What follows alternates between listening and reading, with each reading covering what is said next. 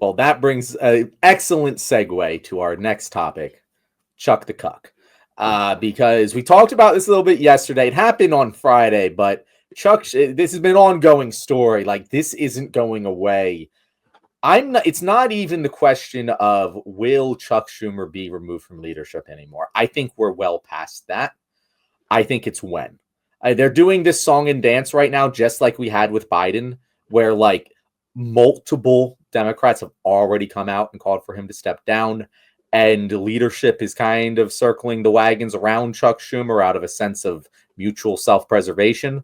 But Pelosi ain't pulling her punches. Nope. And if Pelosi ain't pulling her punches, it's just a matter of time until all the dominoes fall. And Chuck is going to go out. Do you agree with me on this, TJ, that Chuck's days as minority leader are numbered? Yeah, that's when we knew it was over for Biden, right? When Pelosi came out and said, we don't really have full confidence in him. That's when you know. Like, when you've lost Pelosi, you've lost them all. And for those of you wondering what we're talking about, because you might have missed it last week with the flurry of stuff going on, is that the nation was once again doing this ridiculous dog and pony show where we have the vote on whether or not the government's going to be funded, a vote that shouldn't happen, right? It's kind of insane that we do this all the time. It should just be funded when you approve the spending throughout the year. But this happens all the time. And usually the Republicans make a big show out of shutting down the government. Like, you're not going to get the votes. We're going to hold this up in the Senate. We're going to shut down the government. The government shuts down for a week or a week and a half, maybe, and then we move on with whatever concessions the Democrats make. So the Democrats have a chance to do this now. We've seen everything that Musk and Trump have been doing and, dismantling the administrative state step by step. And say, okay, now is our chance to finally exert for the first time in 2 months any leverage, any power whatsoever, and say, no, like, we're not going to let this go through the filibuster. Like, you're either going to have to get rid of the filibuster or you're going to have to give us some concessions. And Chuck Schumer said, nope, we're actually going to go ahead and go through with this. And his argument was, well, guys don't understand.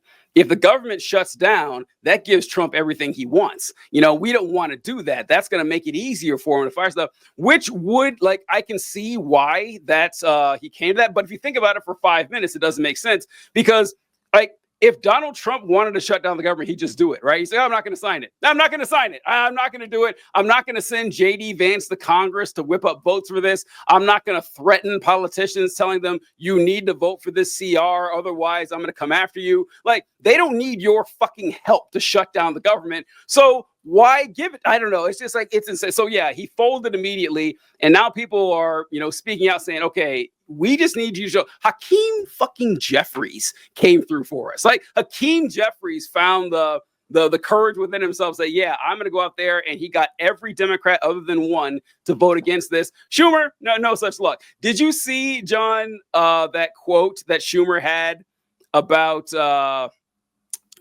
what he's going to do now and Republicans in the gym and everything? Did you hear about that? Oh my God. That was such a holy shit. Okay. Yeah, definitely show this quote because I saw that quote and I was like, I couldn't believe it. I'm sitting here, TJ. I'm sitting here having again, we've been joking about all this because how can you not? How can you not laugh in the face of darkness? But like, I'm sitting here having legitimate conversations with my fiance, with my family about what happens if someone gets detained by ICE, about what all this, where's the documents, who do we talk to, who are our lawyers. I'm spending goddamn time out of every one of my days so far doing these things. And this is what Chuck Schumer has to say about the people who are doing this to us. I am hopeful that our Republican colleagues will resume working with us. And I talked to them. One of the places I told them to go in the gym, when you're on that bike in your shorts, panting away next to a Republican, a lot of the inhibitions come off. All right. So ignore the strange homoeroticism in that statement there, first off. But second, I'm sick and tired of this, John. Like, John and I, we've had how many conversations that we had with each other and with guests on the show on, hey, are the Democrats doing kayfabe here? Is this just controlled opposition? Are they really in on the joke and they really care? It's getting harder and harder to argue against that at this point. Yeah. It really is. Like, I mean, you hear, because I'm so tired. I'm so exhausted of hearing Democratic leadership say, you know what? I want a strong, vibrant Republican Party. I hearken back to the days of Ronald Reagan and Tip O'Neill having gentlemen's disagreements, and the Republicans are good behind the scenes. They're good, decent, honorable people. I love working with them as colleagues. And then you get stuff like that. Well, I hang out with these guys in the gym and they seem okay. So I'm sure we'll be able to work something out, as if he doesn't see what we see, that we see that the Republicans have been obstructionists start to finish for at least 15 years, or 17 years, at least 17 years. And saying, or Joe Biden saying, when I'm president, I'll be able to work with Republicans in the Senate. They know me. I've known these guys for decades. I'll be able to sweet talk some deals with them. And then seeing the world collapse around them, it's like, okay, Chuck Schumer, if he didn't have to go before that, seeing that was like, okay, this is not a serious guy. He's got to leave.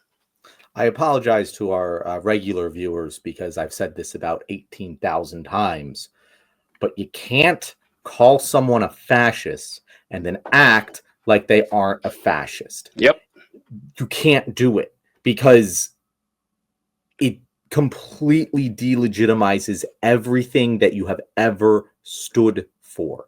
You cannot say we are facing an existential threat to our democracy, and these guys are fascist authoritarians who are eroding the rule of law and spitting on the Bill of Rights, and then also fucking work out with them and lose your inhibitions with them in your fucking sweaty gym shorts. That's now. Can you fucking imagine? Can you fucking imagine FDR or who's the fucking British guy? I always forget his name.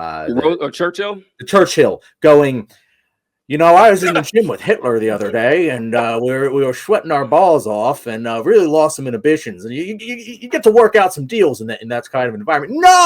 No, you can't do that. It makes it seem like all of this is normal. You need to treat these people like enemies of the fucking state. Because it's not even like you should be worried about retribution. They've been doing that to you for the past 8 fucking years, and you know what?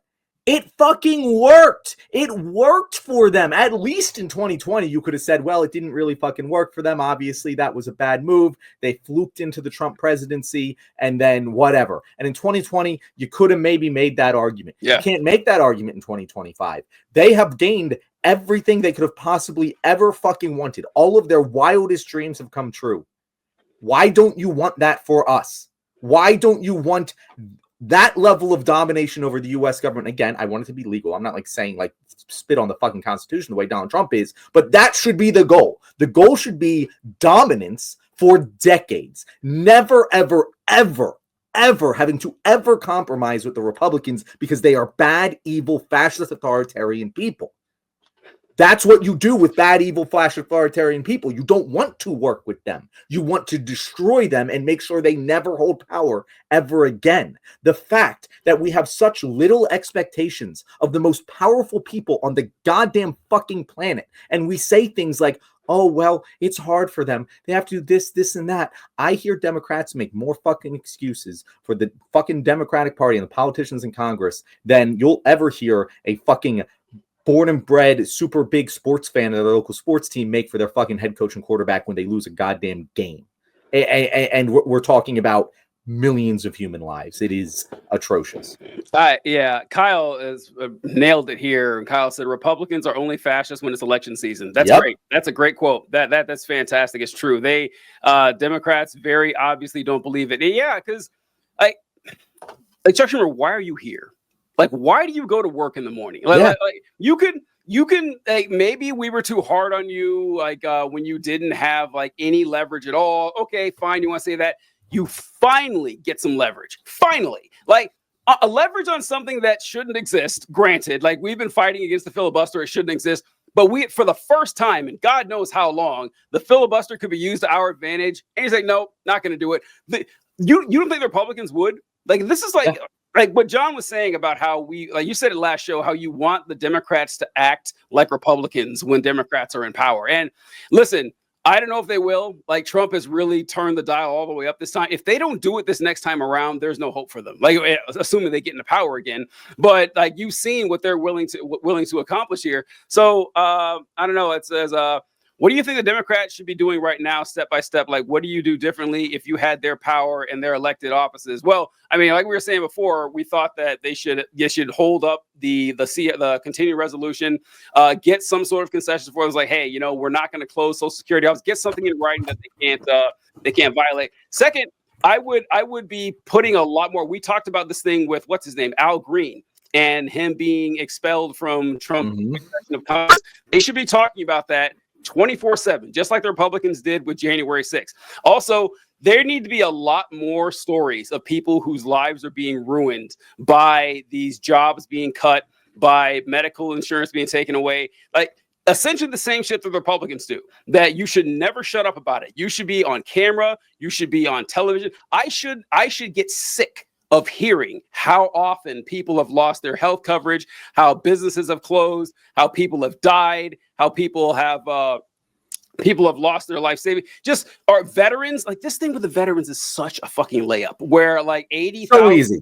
It's so easy. They should be parading around veterans who have lost their jobs. Exactly. Why aren't they again? And honestly, TJ, I don't want to be hearing it. I have heard it. The problem isn't that I'm not hearing it. The problem is that they should be doing this everywhere. They should be walking down the streets. They should be getting on fucking live streams 24/7. They should be going on every podcast in America. Because I'm telling you, the ground level anger and rage is obscene.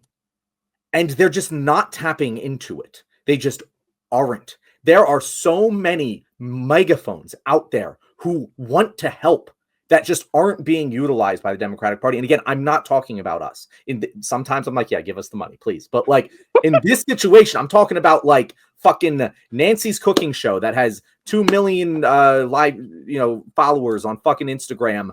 Yeah, let her have a fucking message. Like just be tapping into all of these places that people pay attention to that aren't typically political places, that people now have the energy and the desire to start talking about this shit, because that is how bad it has gotten. And I also want to answer this question, that's some things that we can do here forward. One of my biggest problems, the Democrats' approach so far, isn't what happens from here on out. It's that there have been no fucking plan at all whatsoever.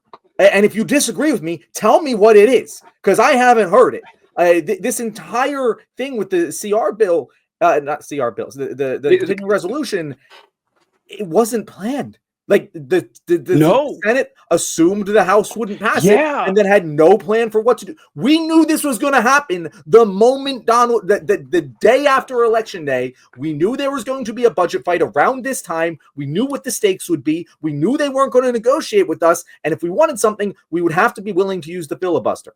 We knew all of this. So if you are genuinely telling me that you think it would be worse off for the country to have shut the government down, that's fine. Why wasn't I hearing this argument in fucking December? Yeah. Jesus Christ. Yeah, like it is hard to overstate the amount of political malpractice that John just brought up, that the communication between the House and the Senate didn't exist. That is like there is no chance in the universe that, like, if John and I were both heads of the House and the Senate, we wouldn't have talked about this in fucking November, right? Like this would have. I can't. It's like you could like get like little things that we didn't talk about. This is like the biggest. Like this is one of the first tentpole strategy discussions that you have to have. Insanity. Like, it's honestly, once again, hard to believe. Like, it's actually hard to believe that. I hate going down this route. I don't want to be, like, I've said, no, it's not controlled opposition. It looks like that because of a lot of different factors and a lot of different incentives. I'm sorry, Chuck is there fucking whipping up votes for Donald Trump's bill. What else do you fucking call that? Chuck Schumer has probably been in the Senate longer than John's been alive. Maybe, I mean, like, he's probably been in the Senate 30 years. Like, he's been in the Senate as long as I can remember. Like, I wouldn't be surprised if it was 25, 30 years. He knows how this shit works, right? This is not his first day on the job. So the fact that this caught him off guard, and John, did you look up how long he's been in the he entered the Senate in 1998. So oh my God. 2 years less than I've been alive. Insane. Like, insane. So he knew that, and then you mentioned how there was no plan. Chuck Schumer did say what his plan was. He said his plan was to wait. He said that, these 2 years, Trump is really going to drive the country into the ground, which I'm sure he's going to do. And, then the people are going to make him pay in November. We're just going to sit back and watch this happen. It's like, wow. Like, look, even let's say you thought that was the best strategy. Why the hell would you say that out loud? Why would you ever say out loud, we're going to sit back and watch all of you plebs suffer and then make you come begging to us? Because this is the same fucking mistakes that the Democrats honestly made last election and several elections, where they just present themselves as, well, look how bad the Republicans are. Look how awful they are. Don't you want some reprieve, a little bit of rest from that? And John, what you were saying with the answer to conservatives to the Ozarks question is that a lot of Democrats seem to be under the illusion, fewer and fewer these days, especially after the Chuck Schumer thing, that the only power they wield is procedural and political power. If you haven't figured out that that is only one of your many tools, you should not be in this job. Like, Donald Trump and Republicans in general have done an amazing job in captivating media. It was always the liberal media. It's the conservative media now. At least, I guess I wouldn't say it is like CNN has flip sides with the new ownership. MSNBC is still liberal media. And then everything else is conservative media at this point. I like the chart you're bringing up here, TJ. Yeah. So we're gonna chart to demonstrate this. But what I was thinking is that entertainment media is still fairly liberal. Like, it's not liberal enough. Like, you will never get a Disney movie with two gay characters kissing. Conservatives aren't entertaining enough. Right. Yeah. If they could have done it, they would have done it. TJ. Yes, they would. They've tried to make so many fucking Jesus movies, and it never escapes containment because no one's fucking interested in what. Right. It's so great. Like, there's a reason like Daily Wire Plus never took off as a streaming service, because conservative content is limited. It's that we have the good guys and the bad guys. The good guys are straight right Christians, and the bad guys are everybody else, so you're never going to get any cool stories out of that. But the chart that I was just pulling up here, I don't know if you guys can all read that, but this is about left-leaning versus right-leaning online shows. So, stuff kind of like stuff we do. I'm sure the left wing is on here somewhere, but the biggest one, you have Joe Rogan with about 40 million followers, Ben Shapiro with 25 million, Russell Brand is 22.5. That surprised me. I didn't know Russell Brand was that big of a draw. Maybe it's the international thing. Maybe it's a European market. It might be an international thing, yeah. But he's big. Jordan Peterson, listen, 23 million for Jordan Peterson seems high. I find Jordan Peterson entertaining, but not in the I'm going to listen to him for an hour and a half entertaining. Like, Jordan Peterson is entertaining because of his weird voice and his weird clothing and shit. But the whole point of this is that the biggest liberal one here is Trevor Noah, which, once again, higher number than I would have guessed. 21 million for Trevor Noah. I don't hear anybody talking about Trevor Noah. And Trevor Noah is hardly what I would call like a strong bastion of left-wing thought or anything like that. I think Jon Stewart was probably further left than he was. And then you have folks like The Breakfast Club, which is like left-leaning, but it's not even a political show. So and they're all conservatives. And so, but what you see is that what the Trump people and Republicans have figured out, that you can get a lot of mileage by just propagating the podcast industry or the streaming industry with just not even like you don't need Ted Cruz up there putting stuff out, just someone who's kind of conservative, and they will flock to you. Like you will get congressmen, you will get senators, you will get people from all over the place dying to get on your show because you have a slight right-wing twist tinge. You don't see that on the left quite as often, and they should be. Can you pull that chart back up, TJ? Sure. I want to point something else out here. So you mentioned Trevor Noah being like way higher than you expected. So it's one of those things where they get the numbers but don't have the impact. Like, say, Jack Reacher, show on Amazon with big fucking guy from Blue Mountain State. Exactly, you've never heard of it. Never heard of it. Yeah. Massive numbers, does massive fucking numbers for Amazon, but you've never heard of it because it does numbers in like the fucking Gen X boomer demographic very specifically, and they are incapable of generating actual cultural relevance. And Trevor Noah is like that. Like, Trevor Noah is a bunch of people watching that don't actually cannot then go out and spread that information outside of their own circle. The only two here that have real influence, The Breakfast Club has real influence. the Young Turks has some real influence. And then everything else on this list, I can't even read right now because it's too small. It's too small, that's in yeah. blue. Like that is how dire the situation is. And it's not actually that hard. Again, these aren't very entertaining people. We are better at this. This is where we should be winning.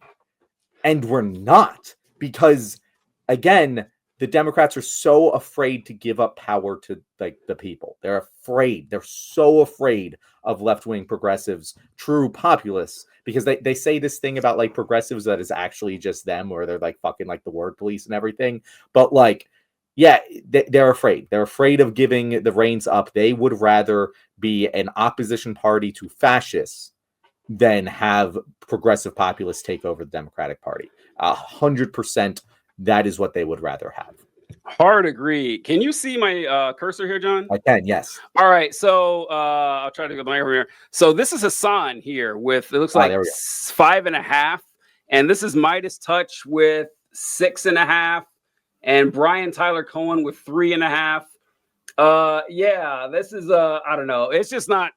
But you know, the Republicans do have an advantage here in that the problem with being on the left is that we, like people said it before, is that the right-wing media sphere exists to attack Democrats and kiss the ass of Republicans, and we exist to attack Republicans and Democrats. And so, like the Democrats, all they have to do is just come on and say, hey, here's one issue, like Tim Walz. So it's like, hey, you know, like for example, Tim Walz said, I really want to get this children's lunch program off the ground and hit it. You don't need to agree with Tim Walz and everything. We would love to have Tim Walz on the show, right? I mean, like, this is like, they could do this, but they're so afraid of any sort of pushback that I don't know. The Republicans are just better at this. They're just better. Well, thank you guys for watching so far. If you made it to the end of this video, that means, again, I haven't said this in a while, but you are my favorite subscriber. And if you aren't subscribed, clearly I'm not talking to you, because what the hell? Why aren't you subscribed? Subscribe right now. Like this video too. Share it with some friends, because